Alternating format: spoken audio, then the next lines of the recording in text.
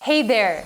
It's time for another episode of Hoory AI's How To series. In this episode, I will show you how to connect Hoory AI to your website. To do that, you will need to create a website-based channel on your Hoory AI account.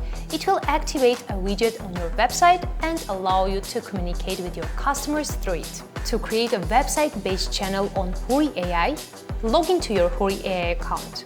Navigate to the Settings tab in the left sidebar. Click Inboxes from the expanded list of tabs. Click the Add Inbox button at the top right corner. Click Website to set up a website-based channel.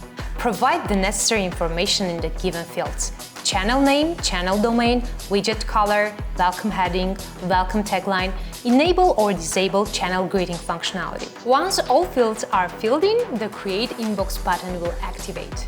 Click it to finalize the process. Add agents from the drop-down menu and click the Add Agents button. The inbox is created. As easy as that. Try it for yourself. And that's it for today. Don't forget to subscribe to our channel and stay tuned for more. Bye-bye!